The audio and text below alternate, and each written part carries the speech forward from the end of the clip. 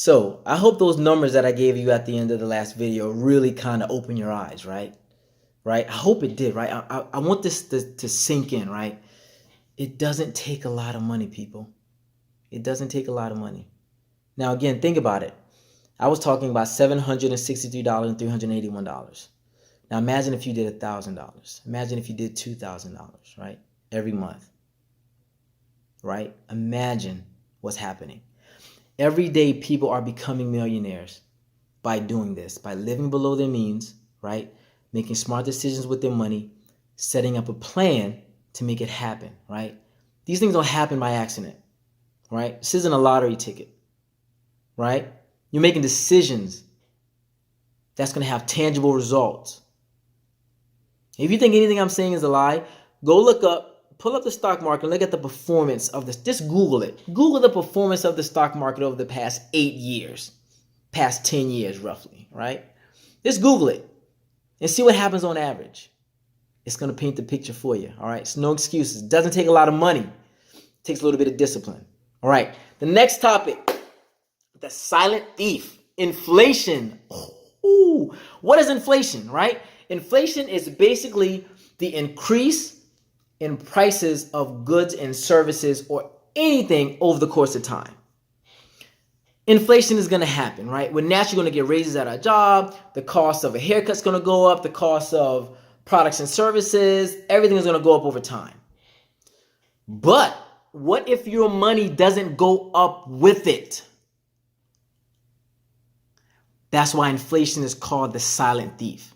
Okay, so I like to provide a real world application to why you should invest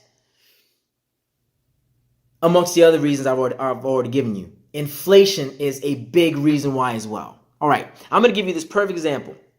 And I talk about this all the time with my wife, right? It's actually a very funny story. So about 20 years ago, roughly, I was in college, University of Coastal Carolina University, all right? And I would go shopping, right? Now, I love these box juices, right? At the time, they cost $1. $1, right? I could get 3 or 4 of them at a time. I could have the whole week to drink it or whatever. Pretty cheap, right? Whatever. Fast forward to today. Today, that same juice costs about $1.50, $1.60, depending on where you're buying it from, whatever, what have you. So inflation happens. So this is the real world example. Let's just say back then you had $20, right? $20. Everything you know about that $20 in the year, let's just say the year 2000 to make it a nice even number. The year 2000, you have $20, right? Before you went to sleep that night, you did some grocery shopping and you bought 20 of those boxes of juice. $20, you could buy 20 boxes, right? You went to sleep, and magically that night you were transported through a wormhole, and you woke up in 2020. You woke up. You didn't know anything else, right? You went to the grocery store with everything you knew about that $20. You went to the grocery store, and you wanted to buy some of the same exact juice. You go into the store, now you grab about, let's say you grab 20 of them, just like you would have back in 2000. You get to the register, and instead of being able to buy 20 of them like you did the night before, now you're at the register and you can only buy about 13 of them with the same $20 that you knew, the same purchasing power that you knew of the night before back in 2000, transported to the wormhole to today. Now you only can buy 13 of them. What the heck happened? Well, in the blink of an eye, inflation happened. Now, it doesn't happen that quickly. It takes time for that to happen.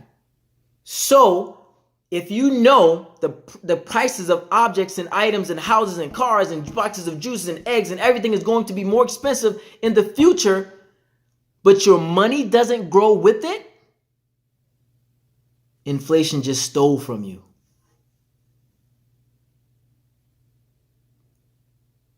I know.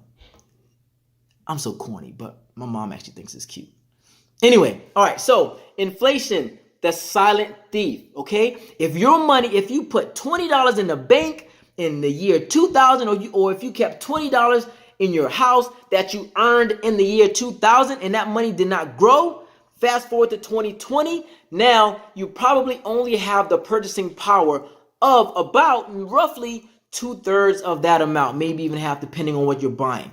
So you lost value of the money that you earned at a specific point in time. That's why your money has to grow. That's why you have to invest. You have to earn at least 3.5% to 4% on your money every year to keep up with inflation. So that 20 years from now, instead of having that same $20 sitting in the bank, you put it in a mutual fund or something somewhere that earned you a percentage. Now, when it comes to 2020, that money has grown to about $40, $45. You get my point? So now you not only have the same purchasing power that you did in 2000, you have more purchasing power. Okay? Is this sinking in? Right? Remember when you got a haircut in the 90s and it cost you $6 or $7? Right? Remember when you got some gas in the 90s and it cost you what? 70, 89 cents a gallon? Remember? Inflation. All right? So your money has to grow with it. This is important. This is why you should invest, amongst other reasons. Remember, game is free, but the discipline is sold separately.